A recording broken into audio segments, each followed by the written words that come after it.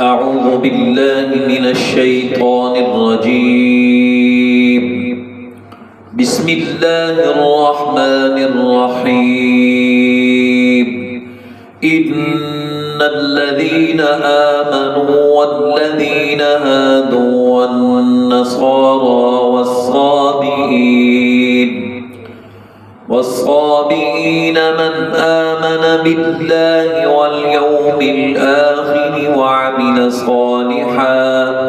وعمل صالحا فلهم أجرهم عند ربهم ولا خوف عليهم ولا هم يحزنون.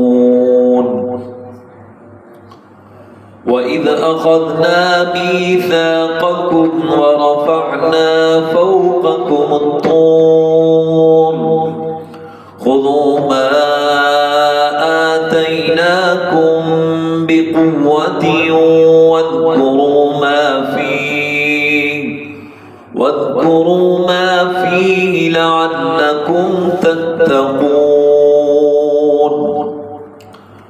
ثم توليتم من بعد ذلك فلولا فضل الله عليكم ورحمته لكنتم من الخاسرين. ولقد علمتم الذين اعتدوا منكم في السبت فقلنا لهم كونوا قردة خاسئين فجعلناها نكالا لما بين يديها وما خلفها وموعظة للمتقين. وإذ قال موسى لقومه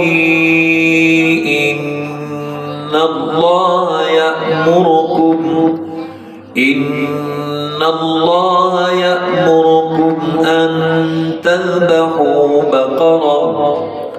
قالوا أتتخذنا هزوا قال أعوذ بالله أن أكون من الجاهلين.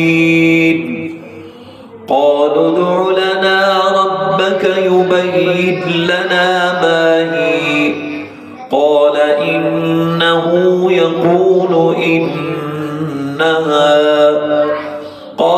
إنه يقول إنها بقرة لا فارض ولا بكر عوان بين ذلك فافعلوا ما تؤمرون.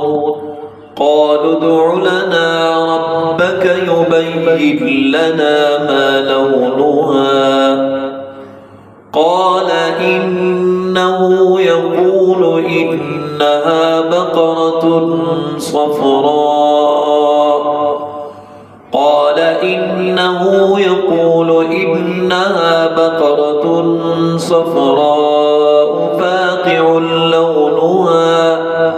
فاقع لونها تسر الناظرين.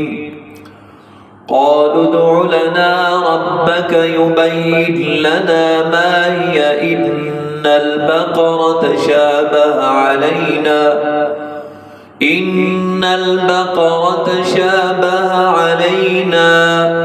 وإنا إن شاء الله لمهتدون.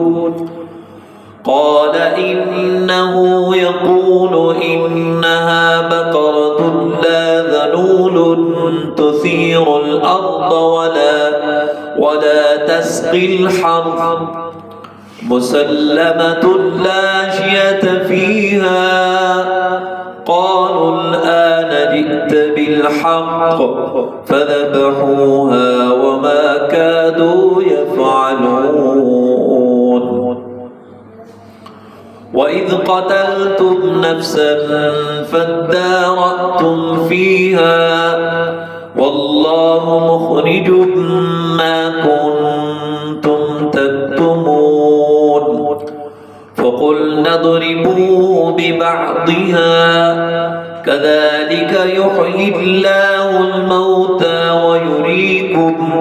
ويريكم آياته لعلكم تعقلون ثم قست قلوبكم من بعد ذلك فهي كالحجارة أو أشد قسوة وإن من الحجارة لما يتفجر منه الأنهار وإن منها لما يشقق فيخرج منه الماء وإن منها لما يهبط من خشية الله وما الله بغافل عما تعملون